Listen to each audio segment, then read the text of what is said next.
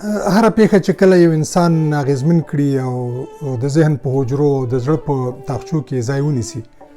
همدغه خاطره ده. خاطره یو پټ احساس دی په زړه کې چې هغه موږ په شفاهي یا لیکلي ډول یې له نورو سره شریکوو او د خاطرې اهمیت په همدې کې دی چې زموږ پرون له نن او نن مو له سبا سره کوشیر کوي. نو په دې حساب د خاطرې لیکل هم هنر دی، هم تاریخ دی او هم رسالت. د خاطرو لیکل د ادبیاتو یو ژانر دی او په تاسو کې کوم ځوانان یا پیغلې چې هغوی د لیکوالۍ سره شوق لري او په غواړي چې په آینده کې ښه لیکوالان شي، زه فکر کوم همدغه وخت دی چې د هرې ورځې دغه خاطرې خوږې دي که ترخې دي او که ناخوالې دي، دغه د دې لیکل دغه د پیښو تسلسل در سره باید شروع شي چې دغه تسلسل ته په انګریزي کې ورته کرونالوجي ورته وایي. د خاطرو په لیکلو کې باید تلوسه وي، خو د ریالیزم لمن باید پرې نه ښودل شي او د کنایو او استعارو او دغه سختو کلمو د استعمال نه باید ډډه وشي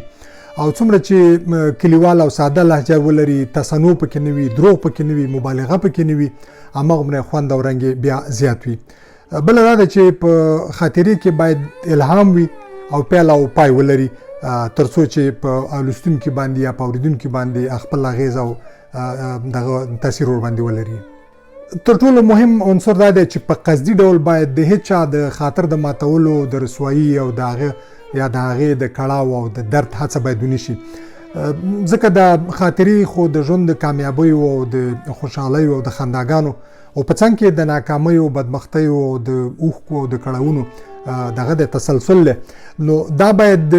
ولیکل شي تر څو د انسان د مرګ سره هغه مړی نه شي. بله خبره دا ده چې د خاطرو په لیکلو کې په خیالونو او مبالغې باید دغه ونه شي، لنګر وانه چول شي. څه چې حقیقت وي، ځای او تاریخ باید هیر نه شي، پکې ولیکل شي. او تر ټولو مهم شی چې ماته ښکاري د خاطرو په دغه کې په لیکلو کې یا په لوستلو کې هغه دا دی چې د انسان په ژوند کې، په شخصیت او کرکټر کې یو مثبت تغییر راولي، سکون راولي او کومې چې منفي یا ناخوالې خاطرې دي هغه لکه د خطر زنګ انسان متوجه کوي چې بیا د هغسې څه یا هغه ګودر ته لاړ نه شي چې دی ځورولی دی. نو په همدې خاطر باندې زه په تکرار سره وایم چې زموږ عمر د خاطرو انبارونه له موږ سره دي،